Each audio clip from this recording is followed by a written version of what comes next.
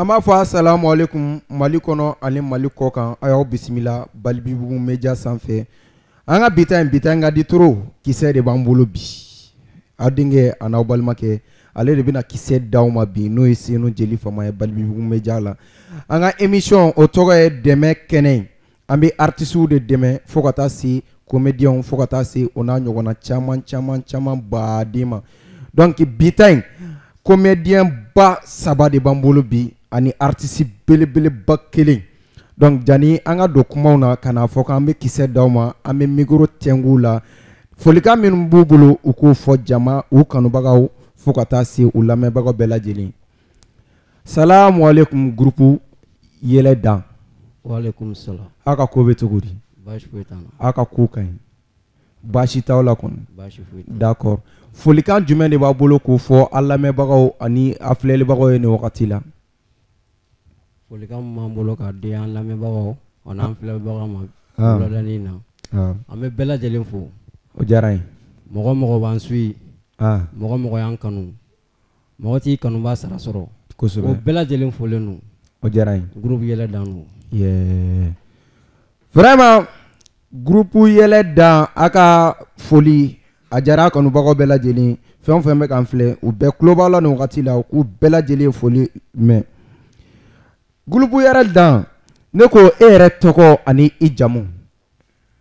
Ne tɔgɔ Fagimba. Fagimba. N jamu Kone. Kone. Fagimba Kone. Donc a ka comédie tɔgɔ de ye groupe Yɛlɛ Dan. Voilà o y'an ka groupe tɔgɔ ye. D'accord. Mais ne b'a la a ka groupe sanfɛ a ye mɔgɔ 7 de ye aw mɔgɔ 3 de sera plateau sanfɛ. Awɔ. Tɔw bɛ yen mais olu filɛ wagatinin min na sisan koronnin dɔ bɛ yen quoi. O bɛɛ ma kɛnɛ sɔrɔ mais n'an 3 ye kɛnɛ sɔrɔ a bɛ komi tɔw bɛ yen. D'accord. Voilà. O diyara n ye. I bɛ micro tɛngu i tɔ kelen na. Ale tɔgɔ? Bon ne tɔgɔ Jeli Sidibe. Jeli Sidibe. D'accord. Sidibe. O ɲɛna kosɛbɛ e fila ye. D'accord. Tɔ kelen. Sani n ka don kuma kɔnɔ foli ani tanu o bɛ an lajɛbaga bɛɛ lajɛlen. O diyara n ye. Donc n bɛ don direct la ne tɔgɔ ani n jamu o ye Mamadu n jamu ye Balo. Balo. I Balo. O diyara n ye kosɛbɛ. Donc a bɛ micro tɛngu an ka artiste belebeleba la a k'a tɔgɔ a n'a jamu di an ma ka foli bila an lamɛnbagaw ani an filɛlibaga bɛɛ lajɛlen nin wagati la. Ok, bonsoir. Moi, bɛɛ lajɛlen bonsoir an filɛlibagaw ani an lamɛnbagaw. Je réponds à l'identité de monsieur Kidiwen de Abdraman Traoré. Donc artiste rapper. Donc ñaan nga do kuma kono mais ala fo. O diyara n ye. Kira fo. Ka soli kɛ Mahamadu kan. Ale min sɔnna ka bi yirana. O diyara n ye kosɛbɛ. A ka caman fɛnɛ yirana. O diyara n ye. An ka sigi ni émission ɲɔgɔnna baden kɛnɛ kan. O diyara n ye. Mais lamɛnbaga bɛɛ fo. Ka spectateurs bɛɛ fo. O diyara n ye. Mɔgɔ y'i sen bɔ i kɔnɔkɔrɔ ka se yan nɔ k'a bɛɛ fo. O diyara n ye. Ka caméraman fo ka animateur fo ka bɛɛ fo c'est à dire an bolo b'an kɔ yan retard donna ko la an ka cɛ olu tɛ bɔ a la an ka cɛ. O diyara n ye. Donc an bɛ ɲɔgɔn bolo. Kuma ɲɛna kosɛbɛ. D'accord. Groupe Yɛlɛ Dan Fagimba i ka cɛkɔrɔba tɔgɔ a n'a jamu. Ne ka cɛkɔrɔba n'o ye n facɛ ye. Ale tɔgɔ Modibo Kone. Modibo Kone. D'accord. Musokɔrɔba dun? Musokɔrɔba ale ye Mayimuna Kulubali. D'accord.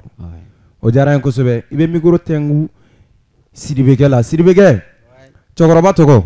Bon cɛkɔrɔba tɔgɔ Seydou Sidibe. Seydou Sidibe. Musokɔrɔba dun? Ale Awa Sidibe. Awa Sidibe. O diyara n ye kosɛbɛ. Balokɛ. Cɛkɔrɔba tɔgɔ? Ne ka cɛkɔrɔba tɔgɔ Sinali Balo. Sinali Balo. Musokɔrɔba dun? O ye Awa Balo. Awa Balo. Vraiment o diyara n ye kosɛbɛ. A bɛɛ ye kelen quoi. Famille bɛɛ ye Balo ye. Vraiment o taacogo ɲɛna kosɛbɛ. A bɛɛ Balo. Ne yɛrɛ fana bɛ kɛ Balo ye bi. Kawe. Cɛkɔrɔba tɔgɔ? Mamadu Traoré. Mamadu Traoré. Musokɔrɔba dun? Fatuma Touré. Fatuma Touré. Donc o y'an seli kɔrɔbɔrɔlakaw fɛ yen. Vraiment o taabolo ɲɛna kosɛbɛ. Kawe ni e yɛrɛ bɔra dugu jumɛn de la? Bon ni ko n bɔra dugu jumɛn na n b'a fɔ ne wolola Bamakɔ. E wolola Bamakɔ. Ka di. Ah, ye Bamako Mais ka di. ne bokɛ Awɔ. o sigilen kun don Burkina. Awɔ.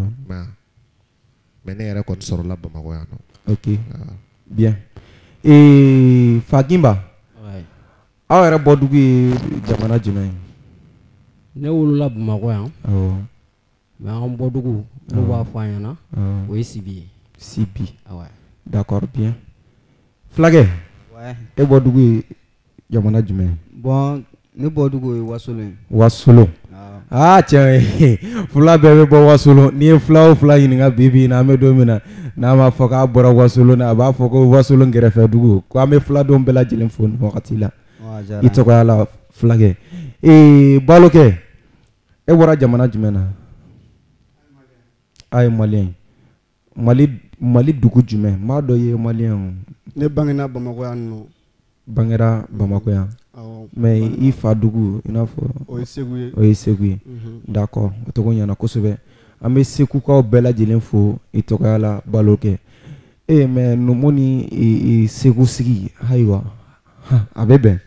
D'accord an bɛ continuer. Fagimba. Ouais. Comédie in kɔnɔna na. Comédie nana cogo di? E ka comédie a nana cogo di? O tɛ sira jan ye o. An bɛ wagati min na ko sisan i bɛ fɛn kɛ fɛn mun ka di i yɛrɛ ye. O ye tiɲɛ. Voilà parce que n'i donna fɛn na fɛn mun man di i yɛrɛ ye i tɛna se k'o kɛ ka ɲa. O ye tiɲɛ. Voilà art de ka di ne ye o de la ne ye comédie yɛrɛ kanu ka k'a kɛbaga ye. D'accord. K'a kɛ k'an yɛrɛ lanisɔndiya ka tila ka maa wɛrɛw lanisɔndiya. OK. Comédie nana ten togo la. Bien. Ouais. Mais Fagimba comédien tun b'a aw ka famille na ka kɔrɔ wa ou bien e yɛrɛ de kɛra comédien aw ka du kɔnɔna na? Non comédien t'an ka famille la. Ne yɛrɛ de ye baara in ye dɔrɔn k'a kanu. K'a kanu. Voilà ka k'a kɛbaga ye. Ni k'a kɛ. Voilà. D'accord o ɲɛna. Sidibekɛ. Bon ne ka comédie kɔni ne yɛrɛ balila k'an yɛrɛ sɔrɔ comédie la de. Ayi o bɛ se ka kɛ cogo di? A nana cogo di? A nana to déjà sigida yɛrɛ kɔnɔna na kulonkɛ ko ni dɔrɔn de ka d'an ye. Anw o ye jama ye ne ko e di. Ne yɛrɛ bɛ ten ne tor'o de la ne yɛrɛ balila k'an yɛrɛ ye comédie la. D'accord bien. Balokɛ comédie nana cogo di? Bon i b'a fɔ Kɔtɛtɛ y'a fɔ cogo min na sigida la i bɛ dɔw ye c'est à dire hali n'u ma taga art kalan kɛ u bɛ mɔgɔw la joie quoi. Kosɛbɛ. Donc ne yɛrɛ ka comédie nana o position de la ten tɔ quoi. Togo ɲɛna. Dɔn fo an nana don vidéo kɛ la donc an bɛ to ka vidéo bila réseau sanfɛ an donna la ten tɔ quoi en un mot quoi. OK bien. O togo ɲɛna kosɛbɛ. Ka. Ouais. Artisia nana cogo di? Bon ne ka don musique kɔnɔ o sɔrɔla depuis denmisɛnnilama. I b'a dɔn a denmisɛnnilama k'a to denmisɛnninya la bɛɛ ni talent dɔ bɛ na. I bɛ taa sɔrɔ ni denmisɛnninw fara ɲɔgɔn kan dɔw bɛ yen olu bɛ se balontan na dɔw bɛ yen olu bɛ se basket la dɔw bɛ se nɛgɛso nuta ni fɛn ninnu na bon ne kun tɛ nin yɛrɛ ne kun tɛ n yɛrɛ ye nin si kɔnɔ mais i b'a ye ni jama farala ɲɔgɔn kan ka ban k'an ka jama laɲaga dɔnkilida la ka artiste imiter i b'a ye ne de tun bɛ na fo mɔgɔw tun bɛ n réclamer ka bon n y'a daminɛ n'o ye n nana to n'o ye ten tɔ fo n terikɛw nana to k'a fɔ n ye cɛ i yɛrɛ i bɛ se ka fɛn dɔ kɛ i bɛ se ka fɛn dɔ sɛbɛn n nana essayer n ye texte sɛbɛnni daminɛ n bɛ to k'a dada mɔgɔw bɛ n ka tilamaya nɔfɛ donc n nana dɛmɛbagaw sɔrɔ dɔɔni dɔɔni k'a ladon studio la bon fo ka na se bi ma. Kosɛbɛ. D'accord o togo ɲɛna an filɛlinbagaw ani an lamɛnbaga bɛɛ lajɛlen tulo bɛ k'a la a bɛ k'a fɔ ko k'ale ka musique nana nin cogo de la donc dɔdɔɔni fo ka n'a kɛ fo ka na don a kɔnɔ yɛrɛ sisan a sigilen b'a cɛmancɛ la nin wagati la mais ka e ka musique daminɛ kuma na est-ce que aw ka mɔgɔw ya kumara wa ou bien o ma kuma de? Bon n'i y'a ta k'a jateminɛ an yɛrɛ ka famille kɔnɔ mɔgɔ si tɛ dɔnkili da donc dɔnkilida ka daminɛ a daminɛna ne de la fɔlɔ a début ma nɔgɔya i m'a faamuya mais parents ma jɛn n'a ye u tun ye fɛn dɔ de exiger kan fɔlɔ n'o tun ye étude sira ye donc n kɛlen k'o bɔ yen tuma min na sisan voilà n ye ɲɛsin musique ma sisan. OK bien o togo ɲɛna kosɛbɛ. Ka est-ce que e ye nafa sɔrɔ bi bi in na an bɛ don min na musique la e ye nafa sɔrɔ i n'a fɔ fɛn caman sɔrɔ musique kɔnɔna na i n'a fɔ nafa quoi. Bon n bɛ se k'a fɔ bibi na musique kɔnɔna na an ma nafaba sɔrɔ a la mais musique ye porte caman dayɛlɛ ni. Ok. A y'a permettre n ye mɔgɔ caman dɔn. A y'a permettre n ye ko caman dɔn, a y'a permettre n ye ko caman faamu. Ok. Jusqu'à présent kɔni non an mago bɛ fɛn minnu na an m'olu sɔrɔ fɔlɔ. D'accord, bien. Et Fagimba. Ouais. Est-ce que e nafa sɔrɔ i ka comédie kɔnɔna na bi an bɛ don min na ko bi? Ouais, mais ala fo ka barika da. Parce que comédie sababu yɛrɛ la n ye bonya dɔ sɔrɔ. Ok. Voilà, wariko tɛ sanuko tɛ. Ka dan bonya yɛrɛ n'i ye bonya ni karama sɔrɔ fɛn mun na dɔrɔn o nafa fɔlɔ o ye. O ye belebeleba ye. Voilà, n ye bonya sɔrɔ a kɔnɔna na. Effectivement. Voilà. D'accord. Fulakɛ. Bon comédie sababu la kɔni ne ye fɛn caman sɔrɔ parce que hali k'a da mɔgɔw bɛ ne bonya ka da comédie kan wa. Ok, bien. Balokɛ. I ye nafa sɔrɔ a la comédie kɔnɔ. N ye bonya caman sɔrɔ comédie kɔnɔ hali k'a dan an yɛrɛ ka quartier la ni kungo yɛrɛ ye n sɔrɔ olu bɛ min kɛ n ye donc o bɛɛ bɛ n fa quoi. Yeah. Non. A tɔgɔ ɲɛna. Ouais. O ɲɛna kosɛbɛ kosɛbɛ kosɛbɛ. Kawen. Yeah. Mais est-ce que e tɔɔrɔ sɔrɔ art kɔnɔna na i n'a fɔ artisiya in kɔnɔna na? Bon art tɔɔrɔ tɛ fɔ ka ban. Depuis don min na i b'a décider ka kɛ artiste ye. I y'a décider ka i bila tɔɔrɔ sira kan quoi. Parce que n'i ko artiste i ko mɔgɔtigi i ko jamatigi. Effectivement. N'i ko jamatigi i ko kungotigi jama ni kungo de bɛ na. O ye tiɲɛ. I y'a faamu. Bon an artistes filɛ nin ani kungo tɛ ban quoi ani tɔɔrɔ tɛ ban quoi mais ça fait partie de notre métier. Aussi n'en décourager. Bien. Ouais. O diyara n kosɛbɛ. Fagimba. Ouais. Tɔɔrɔ y'i sɔrɔ i ka comédie kɔnɔna na? Tɔɔrɔ in sɔrɔ mais tɔɔrɔba tɛ parce que o b'a kɔnɔna na o ye baara yɛrɛ cogoya ye. Baara in yɛrɛ kɔnɔna na i mana artisiya daminɛ kɔni kɛra comédie o a kɛra a mana k'a fasugu fasugu ye i bɛ lagosi minnu bɛ k'i la o ni bɛ tiriki tɔrɔkɔ min kɛ yanni i bɛ ɲɛ sɔrɔ n bɛ se k'olu tɔɔrɔw de fɔ sinon k'a fɔ ko n ye tɔɔrɔbaw sɔrɔ n bɛ ala fo ka barika da n m'o sɔrɔ a la fɔlɔ. D'accord, bien. Balokɛ est-ce que i ye tɔɔrɔ sɔrɔ i ka comédie kɔnɔna na? Ni artiste yɛrɛ ta k'a jateminɛ k'a lajɛ ani tɔɔrɔ yɛrɛ tɛ ban mais olu tɛ jate quoi. Olu tɛ jate. Non. N'i y'o fɔ Balokɛ o y'i bilalen fili sira kan ne ye ɲininka de. N ye tɔɔrɔ.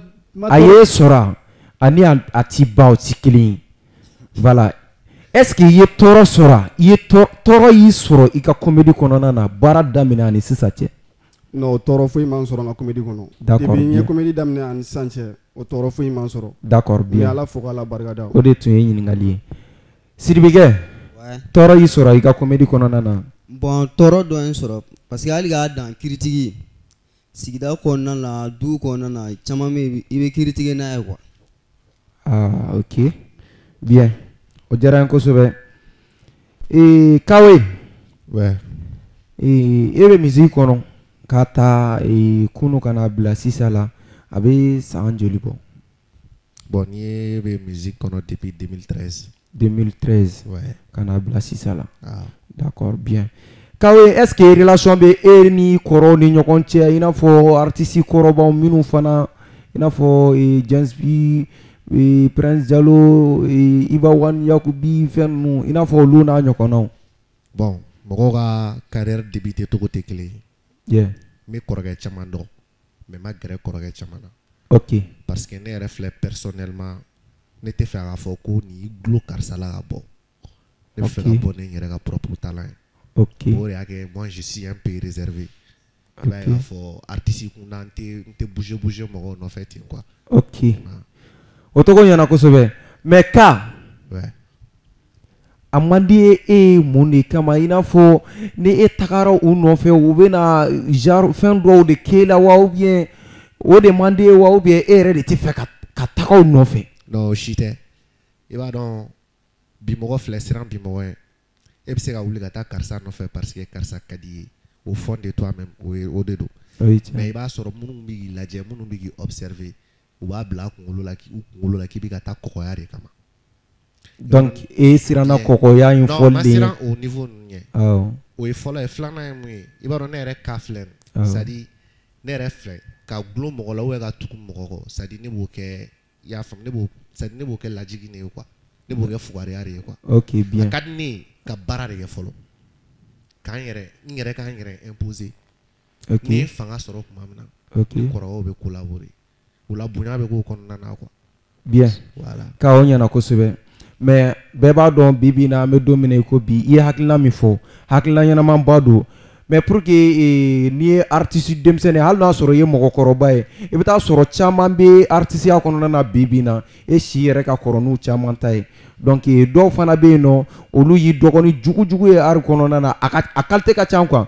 Donc pour que il se ka nya soro bibi na hal na soro i dogoni bi nye ni gerala la be se ka to i be se ka lancer beleng bologen killing oui bamananga kumana ka se ka beleta okay donc c'est pas que n'était grand mo la o kuma re ma se folo akuma ma se folo ni ne go me grand mo la 600 o ka soro ne refene be se ka fe do di atikima parce que mun ga gune janyo ya la e ga grand mo la ko fe aka klaki yi kunada ne to fe donc et to fe o joma ya ne bulo quoi d'accord bien ça na me janga je chen kan quoi voilà otoko nyana ko sebe ka merci et Fakimba ouais ambe dominer ko bi e ga comédie kono a damene ni sisa cha abe sanjoli bo mais c'est la fois ka damene 2009 10 kana position bar ñan comédie kana donek mi ouais bita ngari ko jugu Fakimba ko ale ko dongelari Follow depuis 2009 fo kana bla 2010 la o ba ira nan klala ni bela sa Fakimba ne ba fo nga aboni aya abonné aka partager aka aimer Fakimba be classe sa ka prévu ke bela jelen yana sa abe malo bonne ka abonné ou la ça Fakimba DJ Fakimba ouais ambe dominer ko bi est-ce que relation be eni koroma nyogon che ina fo comédie la ina fo comédie yamuru ina fo korobalen quoi relation baté relation ti non relation baté mon kama non faut kama tene ya ke ni mu wati masidron o kema di quoi vraiment oui tiens voilà relation baté mais ka fo et puis ka fo ko ni nga vidéo ke ani ni nga vidéo ke ko nkele no go datu go lutin fene oluti voilà comme a masiri na mo go sera mo ma koro fen ma ka damne koro mu man duguma mu ma ni mu catégorie kelen wo na mo go seri ma ali 500 mi wole atete mawuka voilà o ba ira Fakimba ka kuma ba ira ale ni artiste korobaw chama me nyokondo mais ga fo ani chama ni ma vidéo ke ani ube abse ka ira ini mogo ma vidéo ke artiste comédien koroba nu chama na folo sinon relation be enu ni nyokonche voilà parce que ma wuli ka suma tin ko sebe parce voilà. que itna se ka foko karsa ma so ou bien karsa yi yere buyama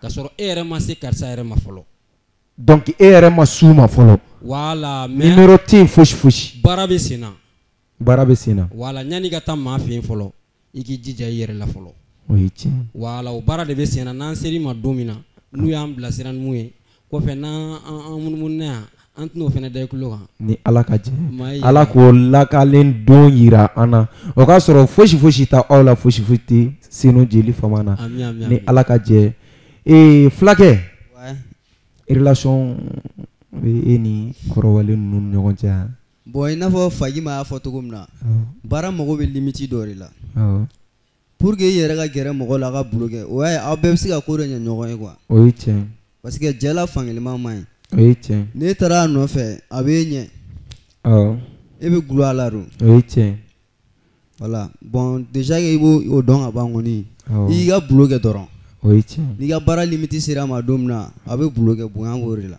oui tiens bien et baloke relation be eni comédien koroba nun nyogoncha ina fo akabare kono nana non ya fo chogo na atete moga ma d'accord bien ouais onyana et kawe ouais e ka artiste ya kono nana est-ce que e contrat sur artiste ya kono nana Ouais, ne contrat sɔrɔ.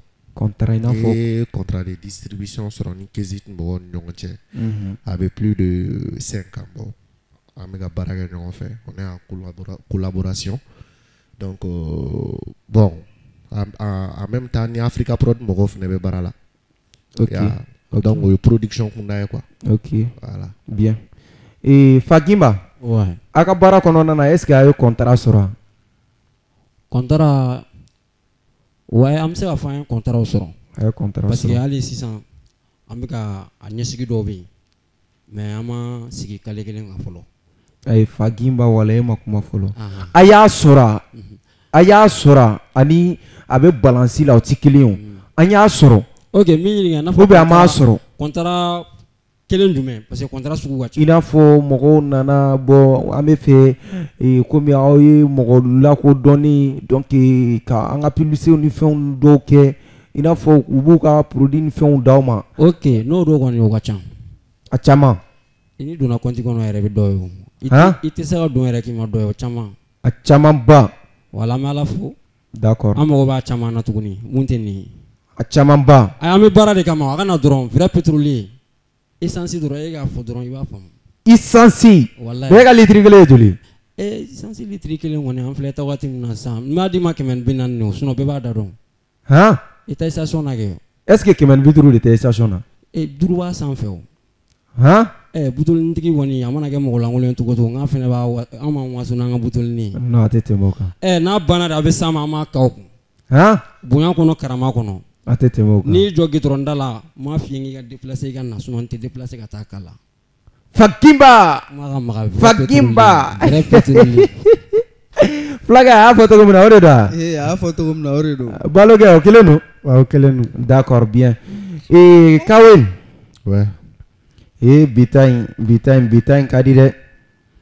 Est-ce que téléphone numéro bɛ i bolo a i n'a fɔ ni mɔgɔw mago jɔra e la sisan i n'a fɔ par exemple contrat ko ni fɛn ninnu i n'a fɔ événement b'u bolo u bɛ fɛ Kawel ka prester u ka fɛnw na o numéro b'i bolo. Bon ouais manager bɛ a numéro bɛ. Manager bi yan. N ka compte sanfɛ n'i yɛlɛla TikTok ni fɛnw sanfɛ manager ka numéro bɛ Instagram. Facebook tout a numéro b'a bɛɛ sanfɛ. D'accord. N'i y'a kɔrɔ dɔrɔn i b'a sɔrɔ. D'accord Kawel merci. Fagimba. Ouais. Fagimba. Ouais. Numéro kan ka sɔrɔ a la ou bien? Ouais numéro b'an na. Voilà i n'a fɔ par exemple ni mɔgɔ minnu mago bi ka contrat ni fɛnw d'aw ma ou bien u bɛ fɛ a ka taa jouer u ka podium kɛyɔrɔ ni concert kɛyɔrɔ ni fɛn ninnu na. Voilà donc i bɛ numéro di i kanubagaw ma ani an lamɛnbaga bɛɛ lajɛlen Mali kɔnɔ ani Mali kɔ kan pour que u bɛ se ka numéro sɔrɔ cogo min na. Numéro b'an na caman mais numéro dɔ kɛrɛnkɛrɛnlen don i n'a fɔ manager ta fanfɛla. N'i y'o wele a bɛ komi n'o ye fɛn fɛn f'i ɲɛna groupe yɛlɛ dan ka ko la a tɛ tɛmɛ o kan. Sinon bɛɛ n'i dama numéro don. A tɛ tɛmɛ o kan. Magosa yɛrɛ bɛ yan ka ban ale b'o tɔ las'i ma. Magosa. Ayiwa k'i b'a tɔ lase. Numéro o ye 82 54 94 44 n'i y'o wele i b'an sɔrɔ. D'accord Fagimba i ka numéro dicogo ɲɛna mais i bɛ taa sɔrɔ caman ti français mɛn donc i k'a fɔ an ka todunkan na minnu bɛ bamanankan mɛn donc olu fana bɛ se ka numéro lasɔrɔ cogo min na. 82 52 54 54 44 44 84 84 84 54 94 44 Fagimba ye ma kɛ numu ye fiyewu. Fagimba ye numu ye mais Fagimba dɛsɛlen don ka bamanankan jate k'a fɔ ka numéro dɔrɔn fɔ. Nin fana ye kabako ye dɛ Fagimba kana n'a to numuw ka malo i sababuya la dɛ e bɛ français fɔ ka dɛsɛ ka todunkan fɔ i ka numéro la. Fagimba nin ye maloya dan ye dɛ. Sidibekɛ walima o tɛ de. D'accord an bɛ continuer. Kawel. Ouais. Bibi na an bɛ don min na i ko bi est-ce que muso bɛ yan? Alhamdulillah bi n furulen don. Muso bɛ yen. Ouais. Furu kɛ ni sisan a bɛ san joli bɔ? A bɛ san 2 bɔ. A bɛ san 2 bɔ. Den joli? Bon den 2 bɛ n bolo. Den 2. D'accord. Cɛman wa walima musoman? Cɛ ni muso. Cɛ ni muso.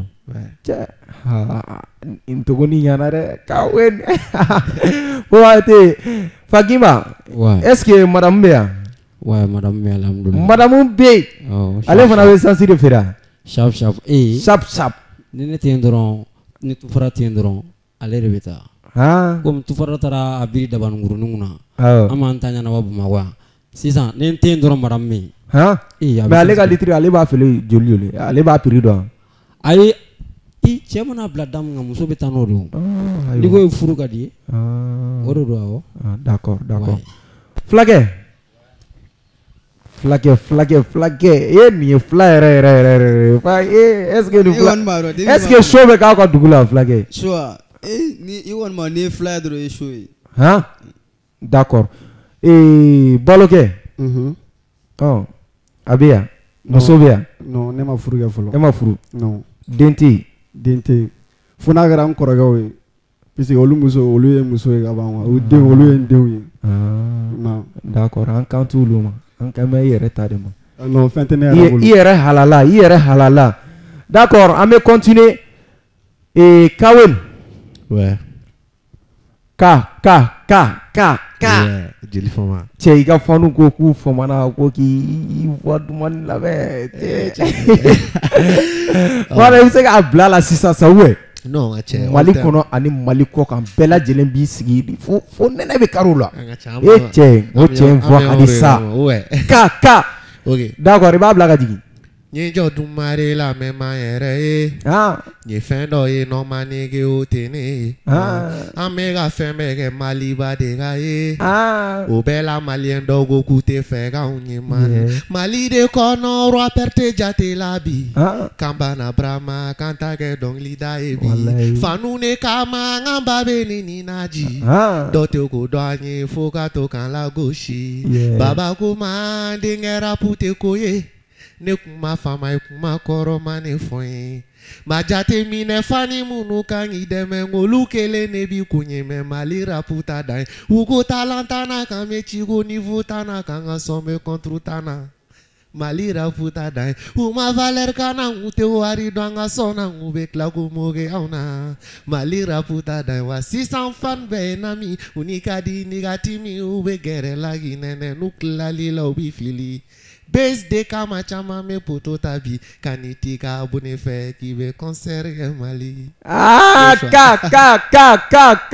vraiment non nin diyara kosɛbɛ cɛ non ka ne yɛrɛ tun t'a dɔn k'i tun bɛ se ka nin freestyle dumanba in fili o vraiment an bɛ don min na i ko bi ka vraiment voix bɛ yen talent bɛ yen donc an bɛ dugawu de kɛ halisa Ala ka dayɛlɛw k'an ye k'an ka hɛrɛw jira an na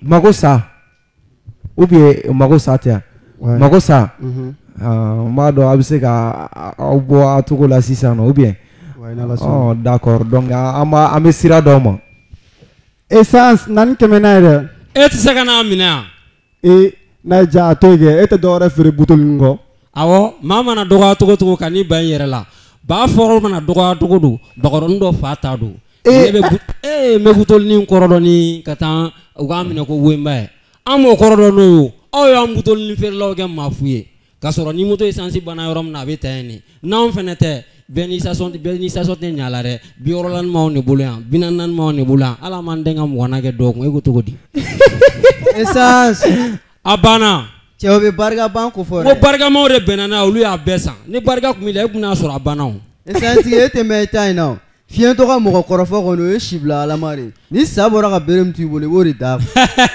e ma ne sa bɔra k'i to sugunɛkɛ la dun i b'a fili k'a bili min kɛ ni m'a kɛ ten i lata tɛna si sɔrɔ dɛ essence donc ni sa bɔra k'a sɔrɔ sa bɔra ka bere min t'i bolo o kelen de don n'a bɔra k'i to sugunɛkɛ la dun vraiment a ka gɛlɛn dɛ ayi mais a ka gɛlɛn dɛ n'a bɔra k'i to ɲɛgɛnɛgɛ la dun donc est ce que an t'a pratique an k'a lajɛ n'o y'a sɔrɔ ni sa dɔ bɛ sɔrɔ sa an k'o bila kɛnɛ camancɛ la an k'a lajɛ ni fulakɛ bɛ sɔn ka ayi bon ni n ka sa fura ma na d'accord a b'a to n'an bɔra kɛnɛ ma a bɛ sɔrɔ ka sa bila d'accord bien Kawen i ka compte YouTube bon c'est Kawen officiel ni YouTube o ye TikTok o ye Snapchat Instagram a bɛɛ quoi D'accord. Avec Kawin officiel. D'accord. Magosa, aka compte YouTube, est-ce que ababolo ou bien compte YouTube tabolo? Compte YouTube ambolo o groupe Yeladan. Groupe Yeladan. TikTok fanabiti. TikTok yo groupe Yeladan. Facebook o Yeladan. Instagram o fena Yeladan. Bien. Otogo yana kosobe. Aya photo ko na okile no bien. Aya tete mogo. Hein? O tape doran i. D'accord, ama fo technicien no asura atike de won tama sakoyala. Mago saku ye kumando frege ka abla ou bien atoko. Mogoba ku ye kumando frege ko depuis aller 2010 ou bien 2019 ou bien 2009 di. Ko kale ku mi doni fonke. Donc amena ale no asura abi se ka don duman bake bia. Boa mogoba. Ouais. Idalamande no. I bɛ se ka malo bɔ ne ka abunu na. I da bɛ n ka kuma na o bɛ f'i yɛrɛ jɔlen ɲɛna. Han? D'accord. Technicien i pɛrɛnna. Mɔgɔba.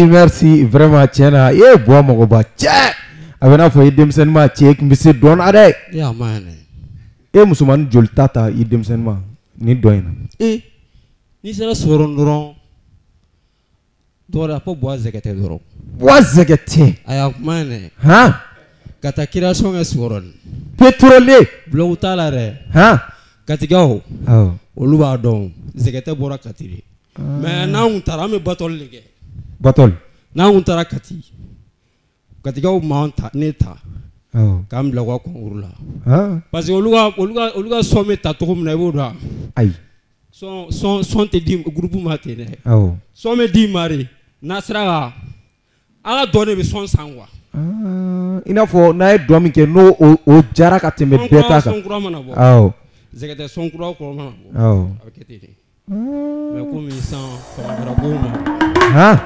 Lex Papi on the track. Technicien gale maçon kale maçon technicien gale maçon donc on va ira boy we kla ka wuli ka labo tukuni encore ame continue e be flana nge no kera wala me ile maka taka fa wore fe okay Lex Papi on the track. Technicien maçon bring son ma vouloir bring son ma vouloir battle mais est-ce que e ka battle ke robia ay non fiti me da jirijam drone jirijam we kan tonna ki fane yana de battle mana chogo ngache ante essence fere la bire non system drone ru system wadon system jirijam man system en fen duguma drone te kaleligo donc yete keleke inte kaleliga quoi ite kalenike voilà monsieur wofna ira la d'accord mais bi ina fo bi ame domina donc olu chaman ti manji kono donc amo auto donwere la ina fo dona nata ni ala ma bashi foshike amo nyini ko bla yen ni nana boanyali o be kala o ba soro abora pet i bora e buteli yere la o ba soro be station na ni ala ka je ko yala tay kawe ouais d'accord anga émission mina se a kunche roma ama an fleli baga ani an lamɛbagaw bɛɛ lajɛlen fo Mali kɔnɔ ani Mali kɔ kan jɛmukan o ye dɛmɛ kɛnɛ Senunkɔ ka jeli fama ale de bɛ dɛmɛ kɛnɛ animation kɛ donc an ka artiste ba dɔ de tun b'an bolo ale bɛ bɔ Senu n'u b'a wele Kawin ani groupe yɛlɛ dan olu bɛ bɔ Sikɔrɔni vraiment a ka page sanfɛ a bɛ mɔgɔw layɛlɛ kosɛbɛ Kawin yɛrɛ fana vraiment a ka page kan son duman caman bi an b'a fɔ u ka fanu ye u ka taga ka taa u ka page suit u ka taa son lamɛn ni ka t'u ka video lajɛ donc don n'a nata la ni ala ma basi kɛ an bɛ ɲɔgɔn sɔrɔ nin kɛnɛ kelen kan mais Kawin an bɛ se k'e ɲininka question kelen na bi yan problème t'a la n'a tɛ kɛ basi wala an bɛ jɛmukan fermer n'o ye bi an kɔni ye wele mais donna natala est-ce que ne nana tɔgɔ sɔrɔ ka tɛmɛ nin kan n'an ye wele e bɛna an ka wele jaabi yan. Mais pourquoi pas?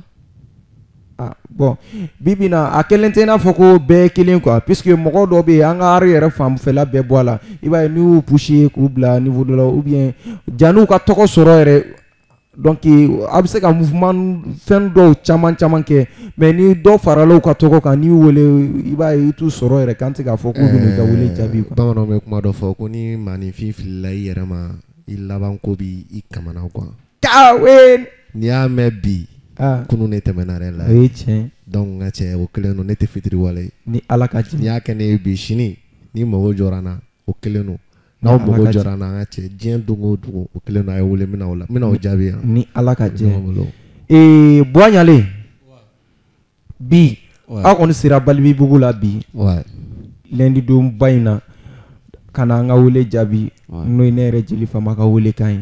Donc est-ce que na anw mago nana jɔ a la don n'a nata la don min ti bi ye a bɛ se ka na an ka wele jaabi yan. Mɔgɔ yɛrɛ. O ye tiɲɛ. Maa yɛrɛ. O ye tiɲɛ. Wala foyi tɛ hɔrɔnya bɔ. O ye tiɲɛ. Wari tɛ sanu tɛ. O ye tiɲɛ. Wala diɲɛ y'a ka ɲɔgɔn dɛmɛ de. O ye tiɲɛ. Wala Balibibugu média m'aw bɛɛ fo. Hali n'a y'an wele sini an bɛ na. O diyara n ye kosɛbɛ. Fɛn y'a bali.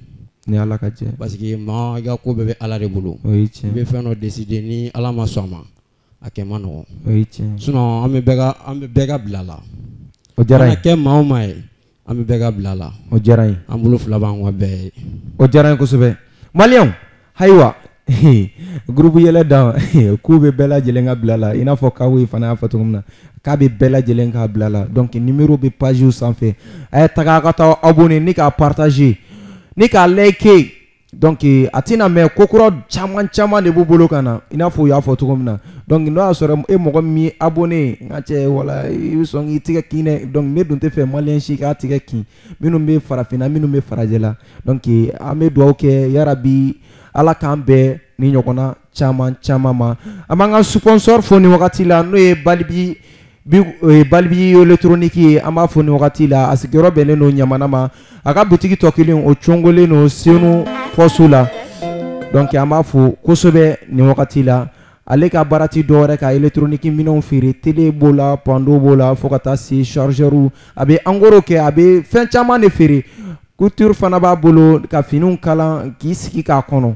dans 10 minutes u b'a ban k'a d'i ma i n'a fɔ o n'a ɲɔgɔnna caman donc ni mɔgɔ mago jɔra u la an bɛ n'u ka numéro di aw ma donc a bɛ numéro ta cogo min na a bɛ se ka ɲɔgɔn lasɔrɔ numéro de ye 96 30 47 03 donc an bɛ bɛɛ lajɛlen fo a denkɛ a n'a balimakɛ o de tun bɛ ka kuma lase aw ma Balibibugu la bi don in na n'o ye Senukaw ka Jeli Fama ye n'an donna mɔgɔ gasi la bɛɛ lajɛlen ka yafa ma émission o ye dɛmɛ kɛnɛ lundi o lundi Jeli Fama ka émission bɛ kɛ n'o ye dɛmɛ kɛnɛ k'a daminɛ 15h30 fo ka taa bila 18h la donc an b'a ɲini sponsor fɛ mɔgɔ minnu fana bɛ fɛ k'u ka produit publicité kɛ donc a bɛ an ka Balibibugu média numéro fana ta an ka page sanfɛ ni ka na ni publicité ye an bɛ publicité bɛɛ lajɛlen kɛ minnu fana mago bɛ interview la an bɛ bɛɛ lajɛlen ka interview kɛ bon i n'a fɔ o n'a ɲɔgɔnna caman Balibibugu média sanfɛ an b'olu ɲɔgɔnna caman kɛ an ka numéro b'an ka page sanfɛ donc d'accord bien kabako don Kawo kɛmɛ ka son dumanba dɔ de labɛn a ka fanu ye a n'an lamɛnbaga bɛɛ lajɛlen k'ale tɛna son kun jouer yɔrɔ si n'a bɔra Balibibugu média sanfɛ donc an bɛna Kawo bila a bɛ wuli ka son in dɔncogo yira la ni ka son in dacogo fana yira maliyɛnw na cɛ artiste kɔrɔbaw Kawo bɛ yɛrɛ a bɛ yen donc technicien a bila disi la.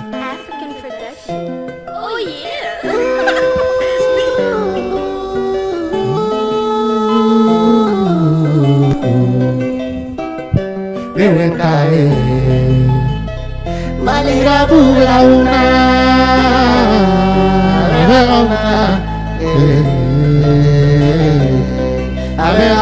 malira pura una ni to tu mare la me mae ni fendo e no mani yo tene amega femere maliba de la Ubera male go go te pega mal mali de kono ro perte jate laji kampana brama kanta ke dongida ebi fanu ne kama ngabade ni naji dote go donye fuga to kala goshi baba kuma dengera pute koe ne kuma fama kuma koroma ne foi majate mi ne fani munu kani deme molukele ne bi kunye me malira puta dai ugo talantana kane chigo nivo tana kana songe kontru tana désolé malira puta dai uma valer gara ute wari banga sona urekla umunge alma désolé malira puta dai wasi san fan be na mi unika di latini uwe la di deme lukla le ga wi fili desde kama chama me boto dai kani tiga bone fe di be concert Iba dong kita fekana si abonina, ni tene fekani la gentima, kanana ni komante ni tetani la sergona, a fegi a vinu no no wenka pedola. Meche a foni go dong li dumanda malenge besola, o bere sonoma. Memune la ngara pute tanye, paska maga ere, atatwa maga ere. Nesona iba wanye na sake. Nesona gaspille ni Davido ye. Non était Chatawale, non était Lil Wendo, mais ne verra win kawin. Ugo talatana kame chigo ni votana kanga sombe contre tana désolé malira putada. Uma valer kana ute wari banga sona umekla umunge ana désolé malira putada. Si san fan be na mi unika di latini uwe kere la di neme look la li la wi fili. Desde kama chama me buto tani kaniti abone fe di me concert mani. Vraiment, merci Kawin, vraiment. Tchè! Non, son jara kojugu. E ba kala tellement que son jara ne kun te yini ka en réfléchir ça. Mais ama da ala kan quoi. Donc ame do ke ala ka halisa ka konu to ka sangorota ni kan kisi gere toroma. Donc ama bla ni horon